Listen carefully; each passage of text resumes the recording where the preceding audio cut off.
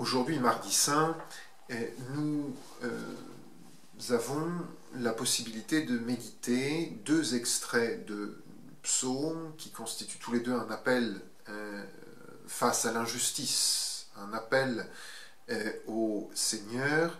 Le psaume 34, cité au graduel, deux passages importants. Mais moi, quand il me tourmentait, je me revêtais d'un cilice et j'humiliais mon âme par le jeûne, et ma prière retournait dans mon sein. Jugez, Seigneur, ceux qui me font du mal, combattez ceux qui me combattent, prenez vos armes et votre bouclier et levez-vous pour me secourir. Et nous observons également au psaume 68, ceux qui étaient assis à la porte parlaient contre moi, et ceux qui buvaient du vin me raillaient par leurs chansons. Mais moi, je vous adresse, Seigneur, ma prière. Voici le temps favorable, ô Dieu, selon la grandeur de votre miséricorde. La liturgie nous fait considérer immédiatement la prière, dans ces textes des psaumes, la prière du juste en proie au malheur, ou en tout cas de l'homme qui se reconnaît pécheur, hein, c'est le cas dans le psaume 68, de l'homme qui se reconnaît pécheur et qui est frappé par une injustice qui s'accroît, par une injustice où tout semble conspirer à accroître l'injustice. Et nous y retrouvons des motifs que nous avons déjà vus. Le groupe de ceux qui sont assis à la porte, c'est-à-dire le groupe du conseil. Comment ne pas penser à ces fameux conseils tribunaux qui vont condamner le Christ et dont nous méditons l'action en ces jours de la Semaine Sainte. Et ceux qui sont également ceux qui rient, n'est-ce pas, hein?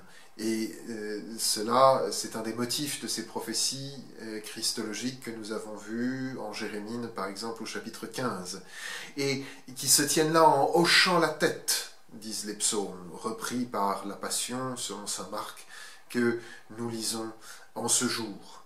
D'ailleurs, par parenthèse, le psaume 68, dont nous venons de lire un extrait, est également celui où est prophétisée la boisson de vinaigre que l'on donne aux justes souffrants et que nous voyons aujourd'hui dispensée au Christ.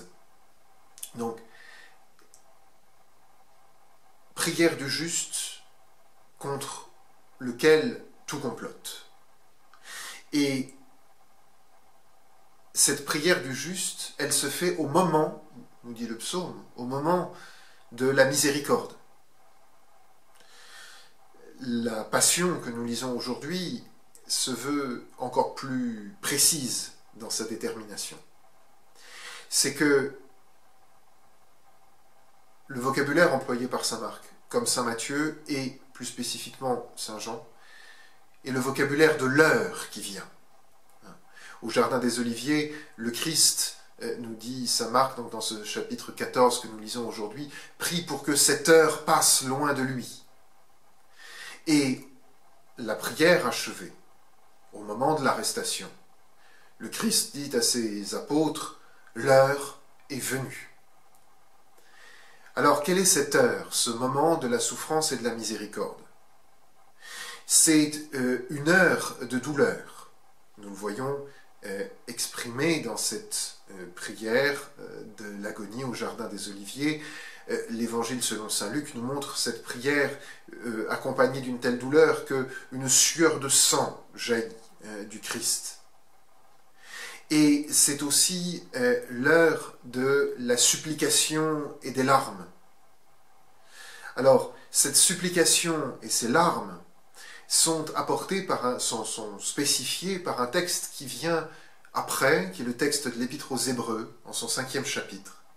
Et ce texte de l'Épître aux Hébreux parle d'une prière donc, à l'heure de la chair, par quoi il est désigné l'ensemble de la Passion, mais qui éclaire du coup spécifiquement cette prière du Christ, où le Christ accepte la volonté du Père, la volonté de cette heure du Père. Et le chapitre 5 de l'Épître aux Hébreux nous dit que cette prière se fait avec clameur et larmes, avec lesquelles le Christ offre prière et supplication. C'est que le Christ, au moment de sa passion, fait sienne la prière de celui qui souffre l'injustice, fait sienne la prière de celui qui est en proie au mal. Et là, nous avons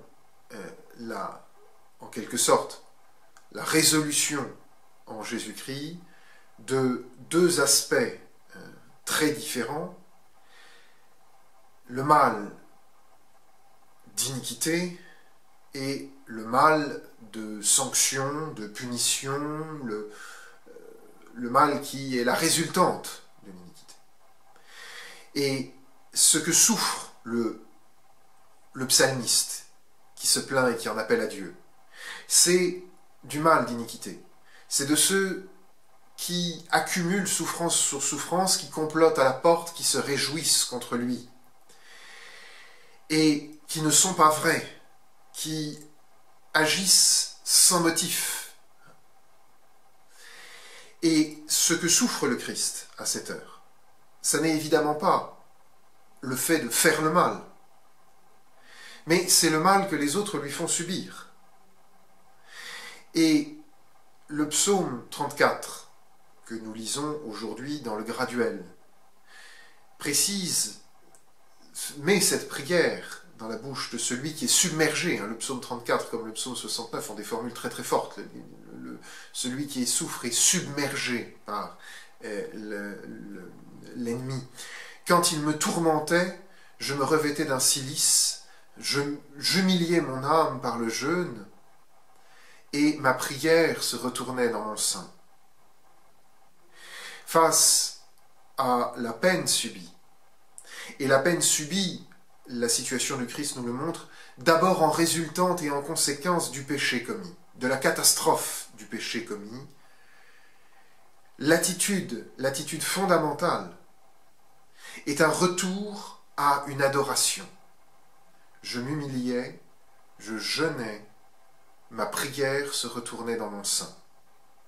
C'est l'adoration qui, dans les conditions de la douleur, se fait supplication, mais pour être supplication authentique, pour pouvoir véritablement dire que votre volonté soit faite. Mais s'il est possible que cette coupe s'éloigne de moi, pour pouvoir le dire sans être double et traître, cette prière doit être d'abord une prière d'adoration. Et c'est ce qu'opère le Christ au Jardin des Oliviers. Et c'est pourquoi l'Épître aux Hébreux, qui a toujours été associée par les commentateurs à cette agonie au Jardin des Oliviers, éclaire l'agonie et les psaumes qui en font l'annonce d'une lumière plus globale. C'est que dans cette prière, le Christ accepte sa passion. Et alors, il faut voir cette prière comme un premier acte du sacerdoce du Christ. Les psaumes, en leur mystère, l'indiquaient d'une manière un peu particulière. Par exemple, le psaume 34 que nous lisons, juste après le verset cité, disait « Je souffrais comme pour un frère ». Et le Christ nous dit l'Épître aux Hébreux en soumettant, en faisant sa volonté au Père. Le Christ en se remettant à la volonté du Père, non pas ma volonté mais votre volonté, a été rendu parfait, c'est-à-dire qu'il a été consacré dans cette supplication comme celui qui parfaitement accomplit la volonté du Père. Et un exégète a remarqué que ce mot « rendu parfait » dans le contexte de l'Épître aux Hébreux, où il est question de ce chapitre 5 de l'Épître aux Hébreux, où il est question du sacerdoce du Christ, ce mot « rendu parfait » dans le vocabulaire de la Torah signifie être consacré comme prêtre. Et à ce moment-là, nous voyons que cette heure où le travail du juste ne se séparait pas de la souffrance, s'éclaire d'une lumière très différente. Le psaume 69, ou enfin 68, si vous voulez, dans la cité aujourd'hui, dans un autre passage, qui nourrit, qui est cité cette fois explicitement dans l'évangile selon saint Jean et non pas dans la Passion selon saint Marc, dit « Je souffre tout ça, et ils ajoutent à ma misère, car le zèle de votre maison me dévore. » C'est à cause du zèle de votre maison, c'est-à-dire du zèle pour le temple, du zèle pour le service de Dieu, que cette injustice ajoute à ma misère.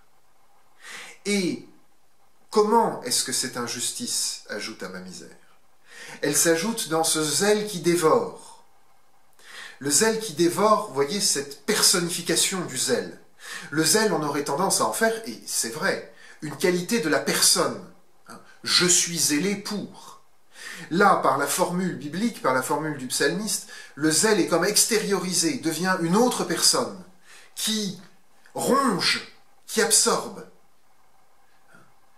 Le zèle de votre maison me dévore, et les insultes qui vous sont adressées sont retombées sur moi, et c'est pour cela que je porte l'opprobre, pour vous que je porte l'opprobre. Dans cette heure de douleur, dans cette heure où le Christ fait sienne la souffrance du monde, et porte la peine pour réparer la faute, il le fait en étant suprêmement le religieux, l'homme religieux, celui dont la volonté est une volonté de prêtre, une volonté sacerdotale, si vous voulez, d'offrir pour la gloire de Dieu. Et ainsi, la prière au jardin des Oliviers, dans cette lumière des psaumes, manifeste la justice de Dieu, mais en même temps, elle en est le triomphe. Il y a celui qui, par zèle, sera dévoré, vivra à la croix, pour que le nom de Dieu soit glorifié. Mais ce zèle, il est vécu comme pour un frère, il est vécu par le Christ qui fait sien l'état de l'homme qui souffre à cause des conséquences du péché, et ainsi, il est aussi le moment de la miséricorde, celui par lequel Dieu dispense la rédemption au monde.